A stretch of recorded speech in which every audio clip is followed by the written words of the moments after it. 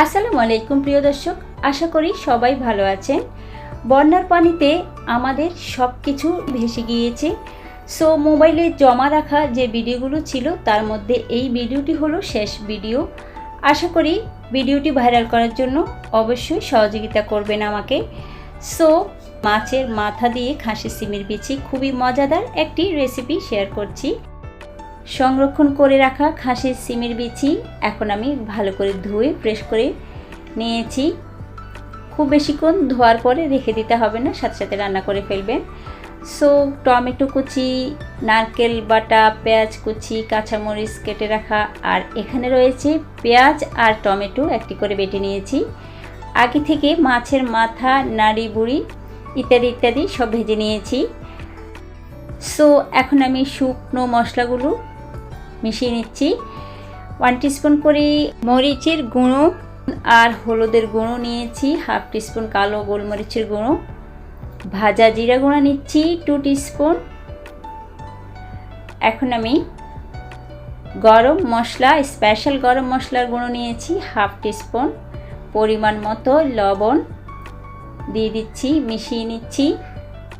এভাবে শুকনো উপকরণগুলো, মশলাগুলো যদি ভিজিয়ে রাখা যায় সো সেক্ষেত্রে মশলা পুড়ে যাওয়ার চান্স থাকে না আর সঠিকভাবে গুণাগুণও ছড়াতে পারে।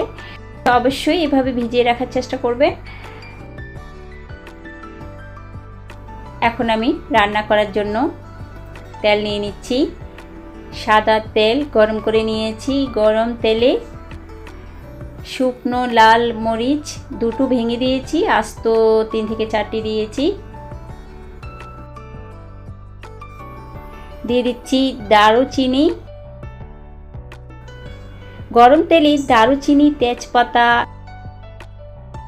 4টি করে এলাচ, লং, এভাবে আস্ত মশলাগুলো তেলের মধ্যে ভেজে নিলে ফ্লেভারটা খুব ভালো হয়।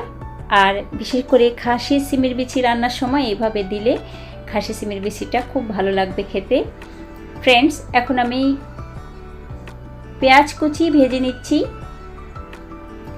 পেঁয়াজ কুচি বেরেস্তা করে ভেজে নেব, কারণ এই রান্নায় খাসি সিমের বিচি এভাবে রান্না করলে আর ফোড়ন দিতে হবে না, এক্সট্রা কোনো ফোড়নের প্রয়োজন নেই। তাই পেঁয়াজগুলো বেরেস্তা করেই ভেজে নিতে হবে। আমি আস্ত মরিচ তুলে নিয়েছি, দিয়ে দিচ্ছি আদা রসুন পেস্ট। আদা রসুন পেস্ট আমি রসুন দিয়েছি 2 টেবিল চামচ, আদা দিয়েছি উঁচু করে 1 টেবিল চামচ দিয়েছি, 4 টেবিল চামচ হবে। সো কাঁচা ফ্লেভার যাওয়া পর্যন্ত ভেজে নিচ্ছি। এখন আমি ভিজিয়ে রাখা শুকনো মশলাগুলো মিশিয়ে নিয়েছি। ফ্রেন্ডস, বারবার মশলা দেওয়ার ঝামেলা থেকে এইভাবে মশলাগুলো ভিজিয়ে রাখলে ভালো হয়। সো ভালো করে কষিয়ে নিতে হবে যেন ভালো ফ্লেভার ছড়ায়, তেলগুলো ছেড়ে আসে, থকথকে হয়ে যায় মশলাগুলো। সো আমি পেঁয়াজ আর টমেটো দুটো একত্র করে পেস্ট করে নিয়েছি, সেটাও অ্যাড করে নিয়েছি। ঢেকে রেখে লো ফ্লেমে জাল করে নিচ্ছি। ফ্রেন্ডস, দেখতেই পাচ্ছেন একদম পারফেক্ট করে মশলাগুলো কষানোর চেষ্টা করবেন, এতে করে রান্নায় ফ্লেভারটা খুব ভালো হবে, টেস্ট অনেক বেশি হবে। এখন আমি খাসি সিমের বিচিগুলো ভেজে নিচ্ছি। প্রয়োজনে হালকা করে একটু একটু পানি দিয়ে ভেজে নেবেন যেন পুড়ে না যায় কোনো মশলা। আমি টেস্টি সল্ট অল্প পরিমাণে অ্যাড করে নিয়েছি।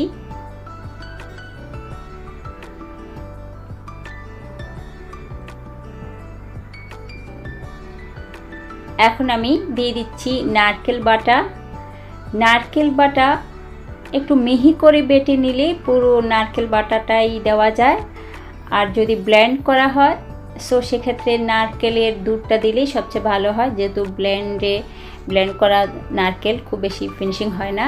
শিলপাটায় ভালো করে ফিনিশিং করে বেটে নিলে নারকেল বাটাটা দিতে পারেন। তবে নারকেল বাটা দিলে এই খাসি সিমের বিচির টেস্ট অনেক বেশি বেড়ে যায়। সো আমি গরম পানি মিশিয়ে নিয়েছি অবশ্যই কষানোর পর গরম পানি দিতে চেষ্টা করবেন, এতে করে রান্নাটা ভালো হবে।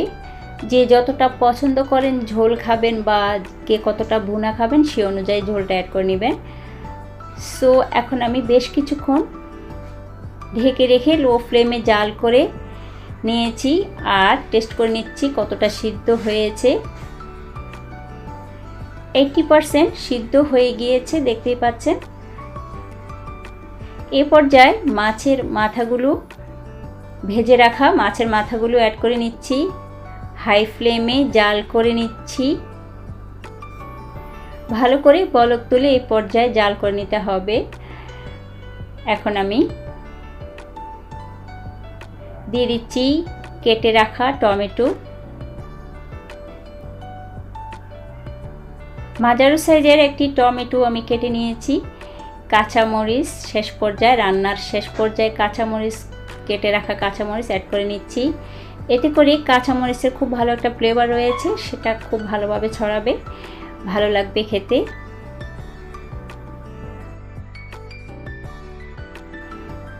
বেশ কিছুক্ষণ এভাবে জাল করে এখন আমি আবারও দেখিয়ে দিয়েছি একদম 100% সিমের বিচিগুলো সিদ্ধ হয়ে গিয়েছে। সো এই পর্যায়ে ভালো করে হাই ফ্লেমে জাল করে নিচ্ছি বলক তুলে। আবারও লো টু মিডিয়াম ফ্লেমে জাল করে ঢেকে রেখে জাল করে নিয়েছি। দিয়ে দিচ্ছি ঠিক এই পর্যায়ে 1 টিস্পুন চিনি অ্যাড করে নিতে পারেন। চিনিটা দিলে এই খাসি সিমের বিচির সাথে খুব ভালো মানায়, খুব টেস্ট অনেক গুণ বেশি হবে। চিনিটা অ্যাড করার চেষ্টা করবেন, যাদের চিনিতে সমস্যা রয়েছে তারা স্কিপ করে যেতে পারেন।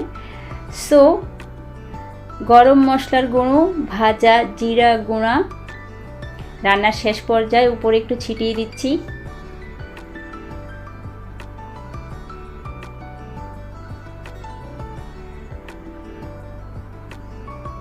ফ্রেন্ডস, রান্নাটা কমপ্লিট করে নিচ্ছি। রেসিপিটি ভালো লেগে থাকলে অবশ্যই চ্যানেলটিতে সাবস্ক্রাইব করে রাখার কথা ভুলবেন না। অবশ্যই লাইক বাটনে ক্লিক করে দিবেন, এতে করে পরবর্তী ভিডিও নোটিফিকেশন আপনার কাছে খুব শর্টকাটে পৌঁছে যাবে। সো যারা আমার ফেসবুক পেজ থেকে দেখছেন তাদেরকে অসংখ্য ধন্যবাদ। পেজটিকে ফলো দিবেন, লাইক দিবেন, আত্মীয় স্বজন ফ্রেন্ড সার্কেলের মধ্যে বেশি বেশি শেয়ার করবেন। এইভাবে খাসি সিমের বিচি রান্না করলে অসম্ভব মজা হয়ে থাকে। আমি একটু ছেঁকে নিচ্ছি। খুব ভালো হয়েছে, খুবই ভালো হয়েছে। অবশ্যই বাসায় ট্রাই করে দেখতে পারেন।